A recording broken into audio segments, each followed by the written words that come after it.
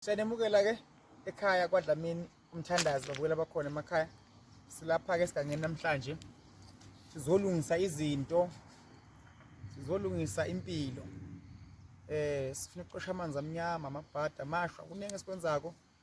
Kodwa sekusho ukuthi phambili ngesintu sethu, phambili umbukelo khona ekhaya. uDlamini umthandazi senza ngamanzi kakhulu. Okholwa kakhulu emanzini, uyazi uNkulunkulu khona. Futhi ke namadlozi ke nawo ke akhona ke umbukelo khona ke ekhaya. Silapha ke esigangeni namhlanje sizonxuswa nje uNkulunkulu nabantu abangasekho enhleni ukuba basibheke basikhanyisele ngoba idlozi likhona la khona nawe noNkulunkulu ahamba khona nawe ukubhekile. Kodwa ke singalahle emakhaya esisuka kuwo nothi emakhaya izindlu zodaka akujiki kuloko ngemakhaya. Ngwadlamini sibonge ekuzalwa ngolapha ekhaya eSwatini kaHlathi. Namhla ngiphethe ezinye izinto lapha nje ezisimple nawe umbukelo khona ekhaya ongayicabanga. Ngiphethe nalubisi nalo. Ubisi lo luyasebenza lobisi lo. Nazi ukuthi liyadliwa kuphela. But ulethenza kakhulu lo lenkomo. Indlela khona ukulisebenzisa ngihlenza ngamanzi emfula noma isiziba noma amanzana. Uyafutha ngalo ugeze ngalo phalaza ngalo. Ikhona indlela oliphahlela ngayo la mfuleni ukuze iqoshe amanzi amnyama empilweni yakho. Kube khona ukukhanya kube khona inhlanhla ethiwe soshadwa, ethiwe sothola imali esikhaleni nje into eningi ethiwe zivuleka. Kuye futhi kube nanamhlakathi omhlophe nawo kuthiwa ngumcakaco. Uyafutha egeza phalaza. Uma ukwazi ukuhlenza izinto lezi izokwenza lento eyifunako. Fake nemali la ubulale lo mcakaco omhlophe ufake esitsheni for 7 days ubeke imali laphakathi. Hamba unile ngale mali wethu ehlela phakathi. Esebenza kakhulu ekhaya izinto zakho zibe mhlophe.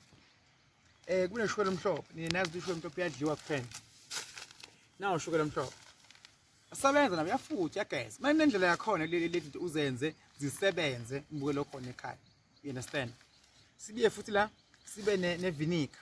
Ivinika nayo nifaka kakhulu malethisi kuma salad. Indlela yakhona yenza ngathi umuntu isebenze ikhiphe lobumunyu la kuwe emzimbeni wakho.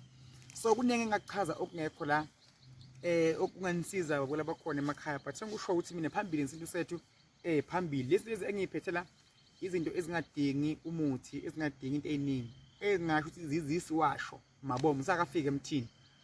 Mbukelo khona ekhaya nawe singakusiza ungafika la sikhona khona sephethe eMpumalanga ukuhlala ngumthandazi and ke ukula bakhona emakhaya siyicela kakhulu ni support njengomthandazi uDlamini.